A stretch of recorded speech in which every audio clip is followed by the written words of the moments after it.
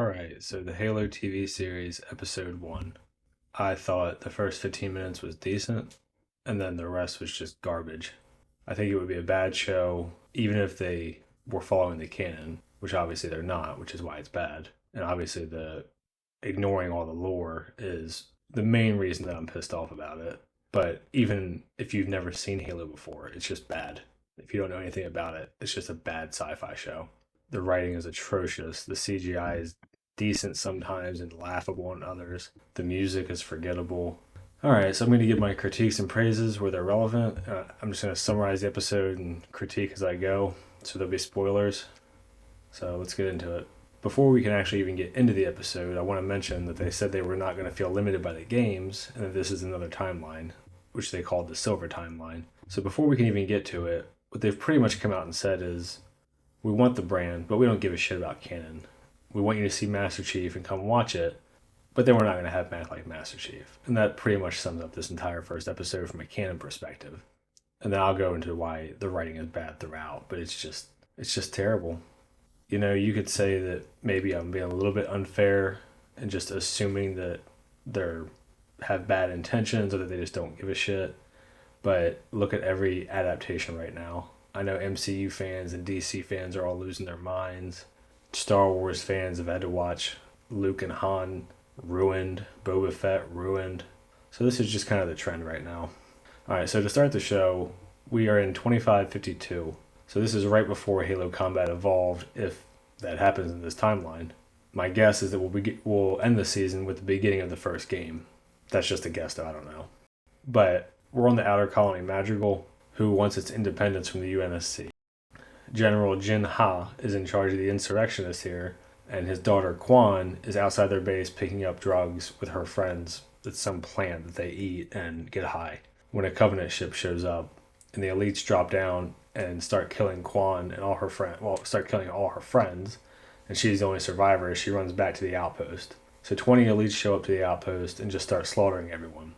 I actually like this as a start to the show, because it shows right away how ruthless the Covenant is, and the elites in particular. There's a great little shot of a elite just opening up with a plasma rifle and killing like a room full of people.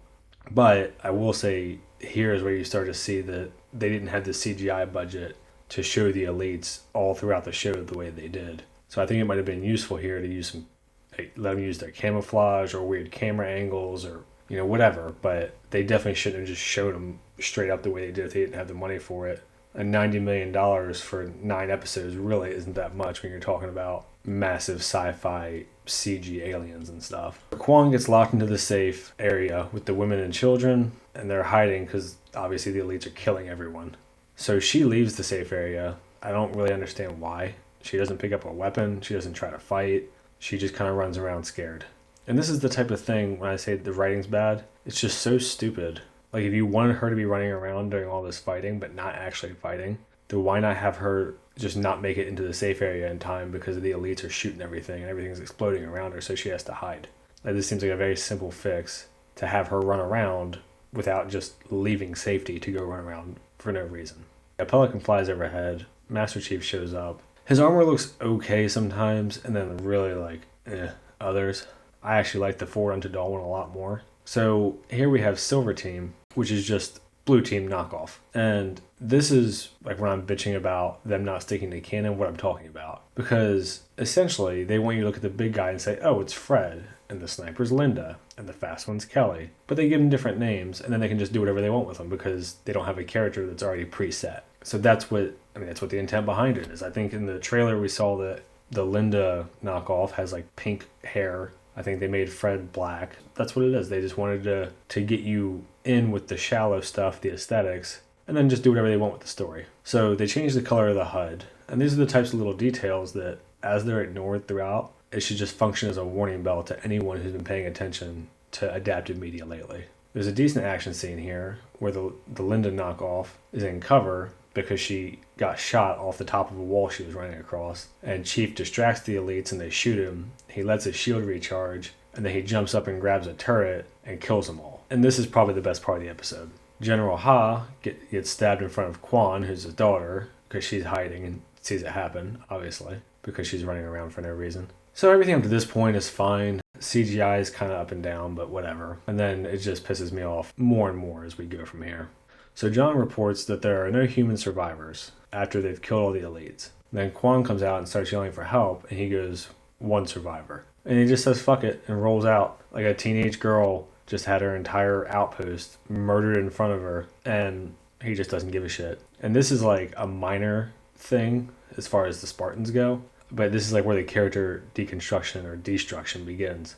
John isn't a literal killing robot, which is how they make all the Spartans out to be in this show. He wants to save people, and he gets sad when they die. Even if he doesn't lose his composure or sit around crying because he's lived his life on the battlefield, he's still a human. Like, they've brainwashed him to prioritize their mission, but he wouldn't just neglect a teenage civilian whose entire outpost was just murdered in front of her. It's just so out of character for what's supposed to be the protagonist of our story. So Master Chief talks a lot in this show also, like quite a bit. And I really wish they had gotten Steve Downes, because Pablo Schreiber is like very flat. He kind of sounds like a wannabe Batman or something. I don't know if that's his choice or just how he acts or the direction. I don't know. Yeah, I feel like they should have focused a little bit more on the expressing of stuff through body language and not had him talking the whole time, especially if he's just going to be flat. Because there's a difference in stoic and like bored, and he sounds bored. So anyway, Silver Team, aka Blue Team, goes toward the Covenant ship and into a Forerunner cave where John touches an artifact that gives him some of his childhood memories and like flashes. And this brainwashes him to be free thinking or something. There's not really an explanation for this yet. I'm assuming it's going to be space magic Forerunner device. So an elite watches as him and Kai, who is the Linda knockoff, take the artifact, and the elite just runs away. Instead of trying to kill him or fight him, the elite just runs. And this is like the little details that I'm talking about that add up to make it really frustrating to watch. Because these Forerunner artifacts are their holy relics, and they view the humans as heretics, the embodiment of blasphemy. And he just lets them have it. And on top of that, when has an elite ever run away from a battle? They view it as the most shameful thing you can do, and if they are disgraced in combat, they prefer to kill themselves. Yeah, it's just one of those things. I don't think anybody who's had any kind of investment in Halo would not notice that. So the elite is running away because I guess that's what they do in the Silver timeline. And he's sprinting out of the cave and runs into Quan, who was just wandering around over there, I guess, like kind of in a daze.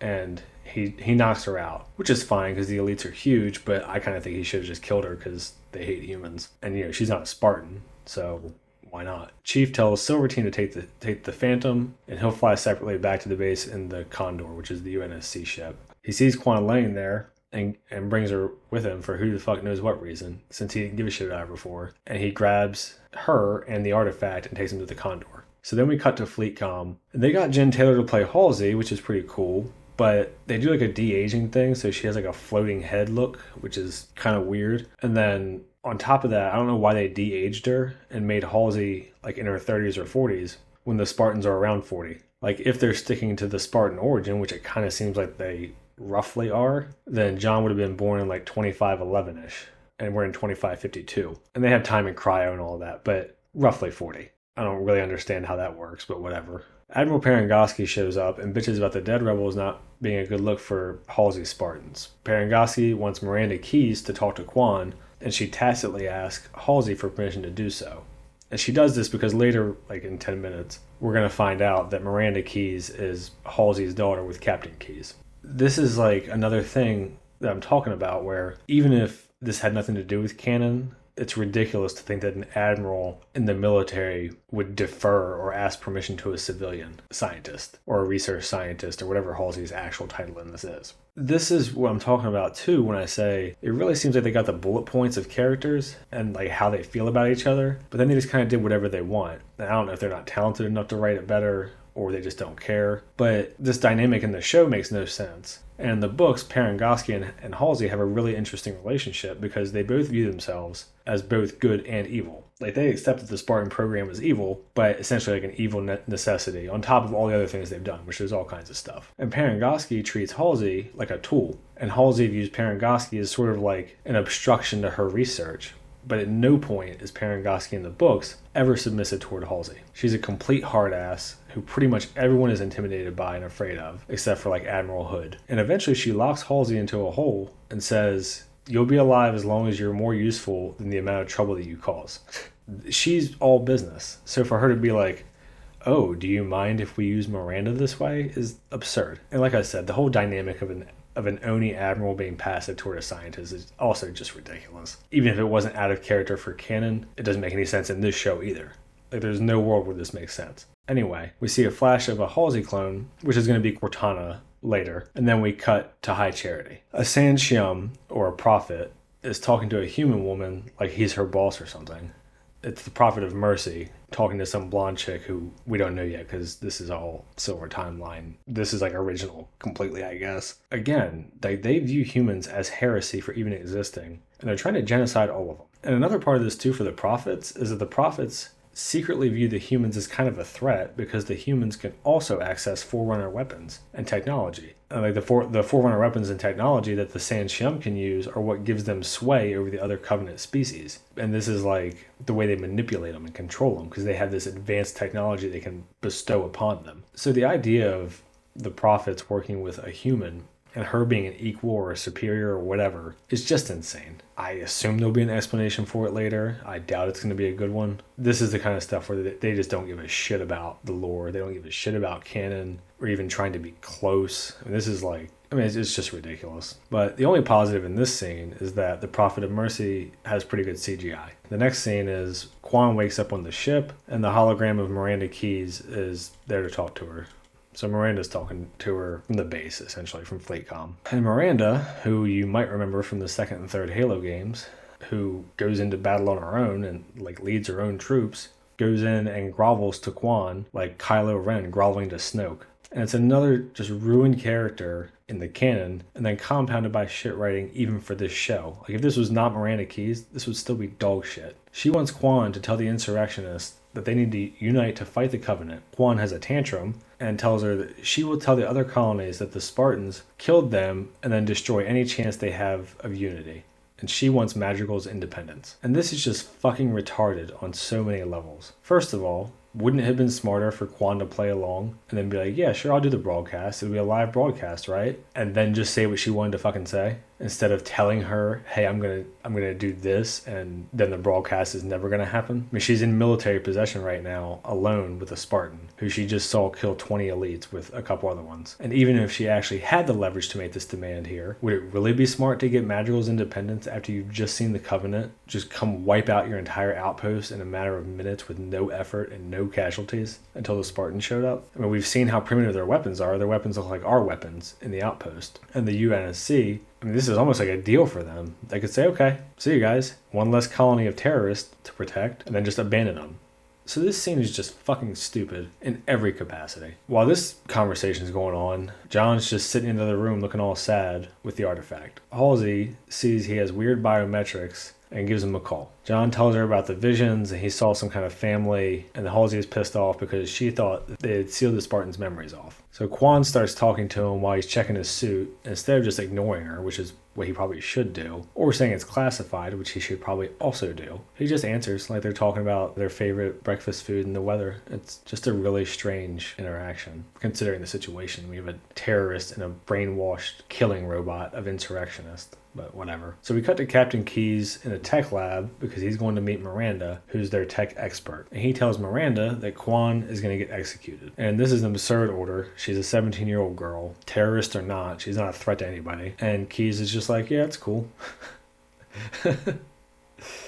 And this is just another character assassination for the lore people. And it's just bad writing if you're just a normal person who hasn't played the games and read the books. As if everyone in the military is just like, oh yeah, let's just execute some kids. Gotta do it for no reason. In the books, Keyes is like very by the book and very honorable, but he also doesn't do things that he thinks are unethical. Like, he has his own morals. And he gets pulled off of the mission to find the Spartans as children because Halsey's worried that he's figuring out what's going on and that he might sabotage it or try to make it public or go against it somehow. So she gets him pulled off the project because it's so unethical that he's not going to go along with it if he understood it. And, this is like a little thing later, but when he gets captured by the flood, he literally just says his name and identification number to not give up any information about Earth or humanity. He gives them nothing. And this is the guy that I'm supposed to believe is just cool with executing children. So it's absurd to treat him like this, canon or not. And then you have him get chastised by his daughter in front of other military personnel where he outranks her.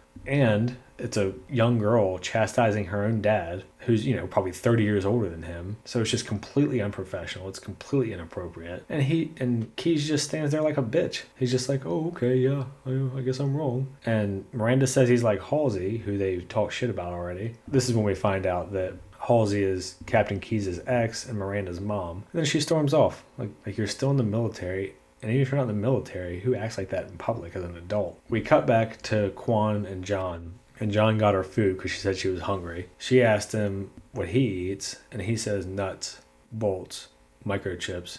They had the Master Chief say that he eats nuts. What a terrible fucking joke. And his sense of humor, when he rarely has one, is usually mild sarcasm, not lame-ass jokes about him being a robot or eating nuts or whatever this shit is.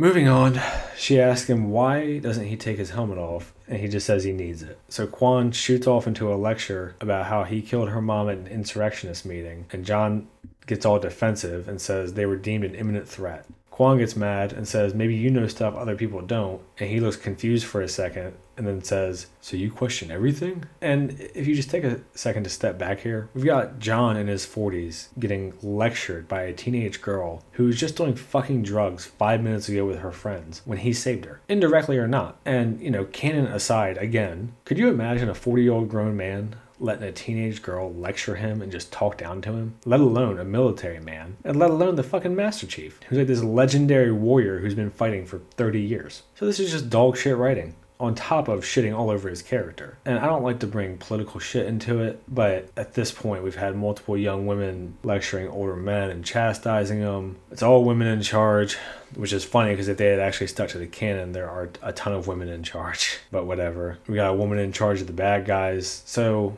it just seems like political motivations were behind a lot of this shit. A lot of these decisions that got made don't seem to be story related. So Master Chief gets an order into his helmet to execute her. He ignores it and cuts the feed to the ship. Parangoski's freaking out at Halsey because for some reason his memories are coming back and he's never disobeyed an order essentially. They drop the oxygen level in their ship and in his suit somehow. I have no idea how that works. I'm not going to get into the logistics of having total control over ships like this that are, I assume, tens to hundreds of thousands of miles away because I think just on the face you can see how absurd that is. Why would you ever have pilots? You could fight an entire unmanned war if you wanted to. Why not just load bombs into empty cockpits? Whatever. Why not control the Spartans like video game characters? Which would be probably better than this, honestly. Also, if they can drain his oxygen, why can't they just lock his armor? And this is it's just so much low effort bullshit. So John fixes it. He just overrides the low oxygen, fixes the oxygen in the ship, turns it on and saves Quan. Parangoski is scared of Chief attacking the base and orders a full deployment of everyone to stop him. She tells Halsey, be quiet or she'll get stuck in the lab. Silver Team suits up and we get a nice nod to the games of the machine, where they put together their armor, and that's pretty cool. But again, it's all superficial stuff that's cool. It's not character stuff and plot stuff and the stuff that really matters. The stuff that stands the test of time. So Halsey talks to the Spartans and supersedes Parangoski's orders and says secure and protect Chief even if you have to kill people. She's referring to her Marines. So she literally is ordering them to kill all the Marines, and all the Spartans are just like, cool, yeah, fuck them. It's just, what the fuck? So the Spartans are super enhanced child soldiers, not psychotic robot killing machines. And how stupid is Parangoski to even give an order like this, as if the Spartans are going to kill one of their own? All of it is just stupid. So Quan grabs a rifle and sneaks up on John, who's disabling the ship's AI so that he can fly it. She threatens to kill him. He gives her his armor specs and takes off his helmet, out of a sense of guilt, I guess, or something, and gives her the chance to kill him. Instead of just taking the rifle from her, like the child she is, who's pointing a gun at him, a fucking Spartan, he takes his helmet off. It's so fucking lame. And it's retarded that he would offer a terrorist a chance to kill him. And it's fucking retarded that they showed his face at all, let alone in episode 1. They might as well have just run a giant caption onto the screen that says, Pablo wants his face to be seen. Fuck you. If you're going to do it, have him get damaged in the final battle or the climax of the season or sacrificing himself or whatever, for fuck's sake. I mean, don't just have him take his helmet off for a terrorist so that we can all see his face. And on top of having him take his helmet off, they didn't even try to make him look cool. He has like 5 o'clock shadow and parted hair, and kind of looks like he's a model posing, or he's doing a headshot or something, instead of being clean shaven and military looking and pale from being in the armor so much and having scars from the decades of fighting. He just looks like some dude in a cosplay with good hair.